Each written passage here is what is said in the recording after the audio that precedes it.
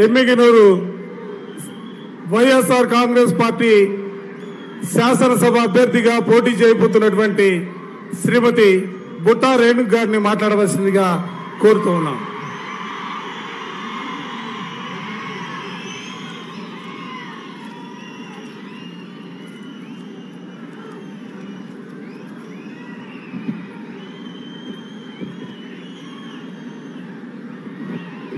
పేద ప్రజల ఆశాజ్యోతి మన ప్రియతమ నాయకులు రాష్ట్ర వైఎస్ఆర్సీపీ అధ్యక్షులు గౌరవనీయులు శ్రీ వైఎస్ జగన్మోహన్ రెడ్డి గారికి నమస్కరిస్తూ పెద్దలు పెద్దిరెడ్డి రామచంద్రారెడ్డి అన్నకు, పెద్దలు ఎమ్మిగనూరు శాసనసభ్యులు శ్రీ చెన్నకేశవరెడ్డి గారికి, వేదిక పైన ఉన్న ప్రజా ప్రతినిధులకు,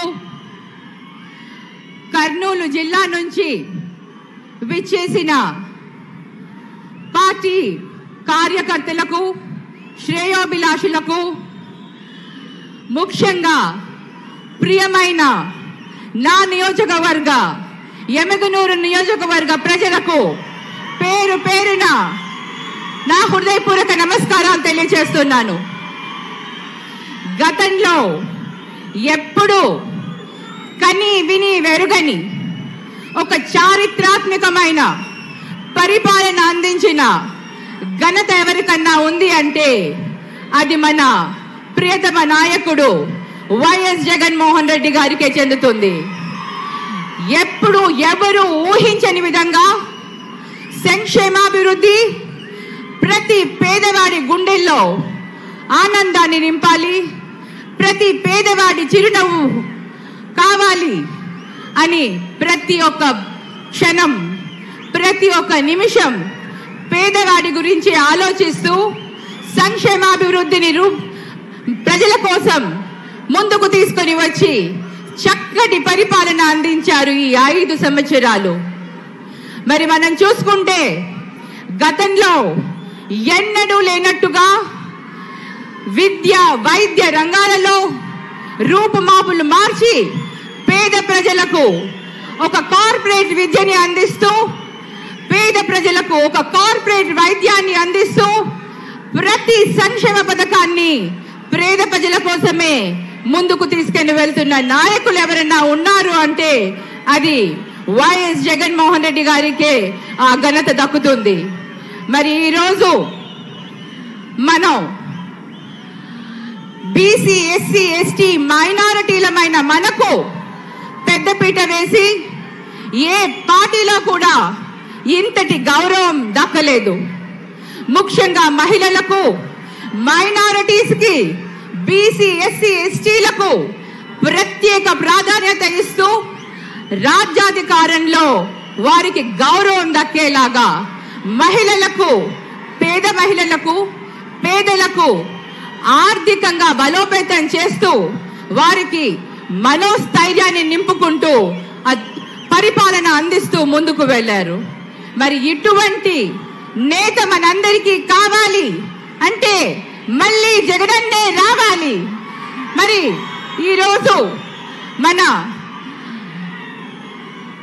జగనన్న ఆధ్వర్యంలో మన ఎమ్మెల్యే గారి ఆధ్వర్యంలో ఎమ్మిగనూరులో 650 కోట్లతో అభివృద్ధి జరిగింది.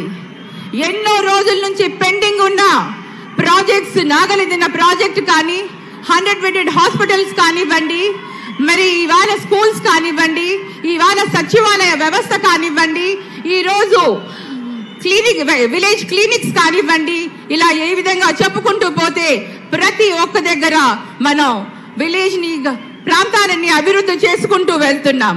మరి అన్న ఇంత అభివృద్ధి చేశాము, ఒక చిన్న కోరిక,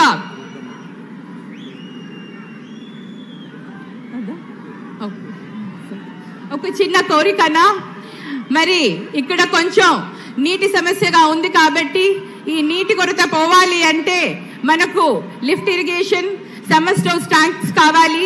అలాగే చేనేతలకు ఎప్పటి నుంచో పెండింగ్ లో ఉన్న టెక్స్టైల్ లో ఒక హబ్ కావాలని మిమ్మల్ని కోరుకుంటున్నాను.